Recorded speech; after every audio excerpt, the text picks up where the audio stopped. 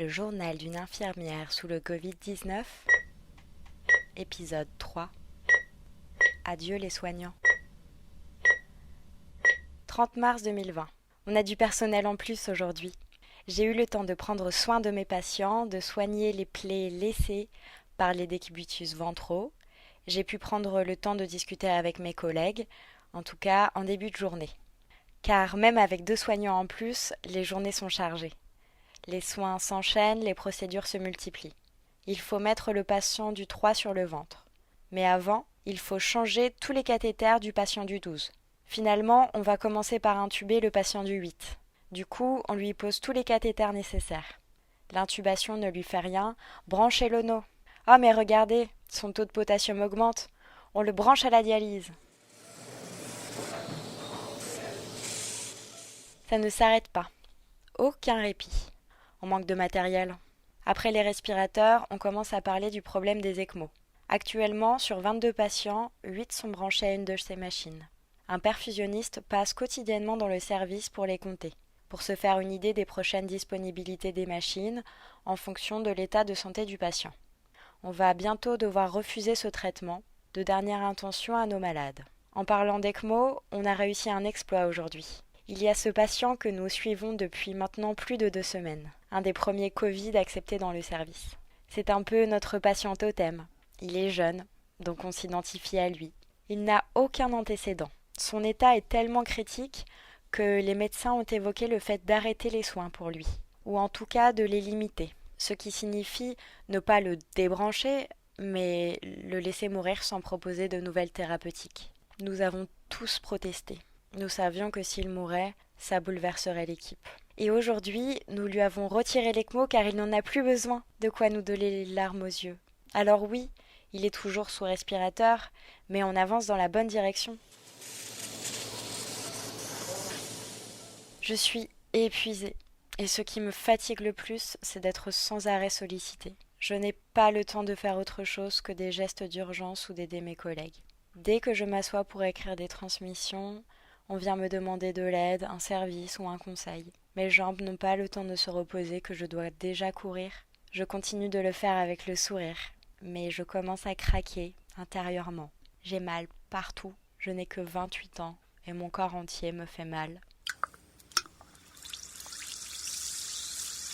Aujourd'hui, en voulant aider les manipulateurs radio à mobiliser un patient, la sonde d'intubation s'est déconnectée et je me suis pris des sécrétions dans le visage. Je n'avais pas trouvé de lunettes de protection. J'aurais dû chercher plus. Si je n'étais pas infectée avant, je pense que là, c'est bon.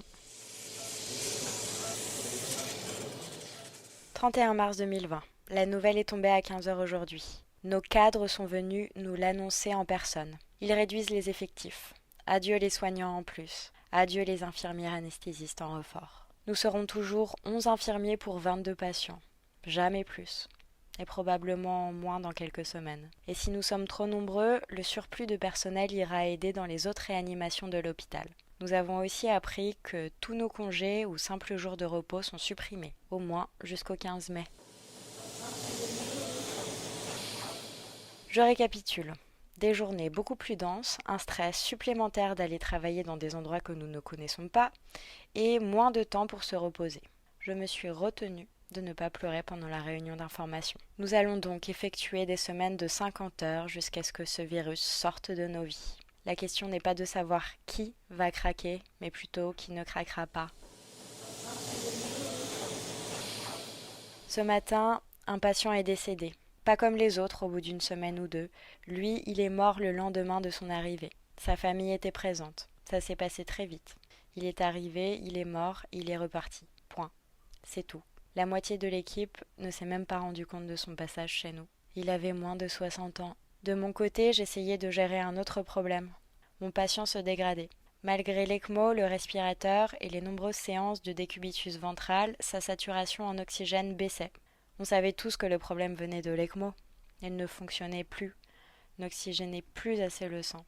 Le médecin appelle les perfusionnistes pour se procurer une autre ECMO, mais il n'y en a plus. Je baisse les limites des alarmes du scope en espérant que son état s'améliore spontanément. Mais à 14h, la saturation du patient chute drastiquement. Je ne peux rien faire. Les thérapeutiques sont au maximum. J'appelle le médecin en urgence qui tente un dernier appel. Mon patient a 50 ans. Il a 60% de saturation en oxygène et si vous ne venez pas dans la demi-heure avec une ECMO, il va mourir. Ils sont venus. Ils l'ont sauvé. Est-ce que c'était la dernière machine de l'hôpital ? Combien de patients ne pourront pas en avoir et ne survivront pas ? Comme je le disais, aujourd'hui était donc le dernier jour des infirmières anesthésistes dans le service. Nous les avons formées à nos pratiques, nous avons tissé des liens avec eux, nous avons dépensé notre temps et notre énergie pour les aider, les intégrer du mieux que nous le pouvions, pour finalement les voir partir au bout de 2 semaines. Nous sommes dégoûtés. Vous allez nous manquer. On continue de recevoir beaucoup de cadeaux dans le service. Aujourd'hui, une femme nous a acheté du café. Beaucoup de café. Merci. On va vraiment en avoir besoin. On a aussi reçu des machines à café, une orchidée pour chaque soignant, encore des paniers repas. Un couple de particuliers nous a fait plein de cookies, juste comme ça. Vous êtes formidables. Vous mettez du soleil dans nos journées et vous nous donnez le courage de continuer parce qu'on sait que vous êtes derrière nous. La ville de Paris lance une plateforme d'entraide citoyenne. Vous êtes nombreux à proposer une aide précieuse à vos concitoyens, faire des courses pour une personne vulnérable, imprimer et mettre à disposition des attestations de sortie, aller à la pharmacie pour un voisin ou une voisine. Autant de gestes de solidarité qui aident nos concitoyens et concitoyennes, notamment celles et ceux dont les situations sont les plus difficiles, à affronter l'épidémie sans risque. La ville de Paris met en relation celles et ceux qui ont besoin d'aide avec celles et ceux qui veulent aider sur la plateforme id.paris. Rendez-vous sur id.paris.fr pour plus d'informations.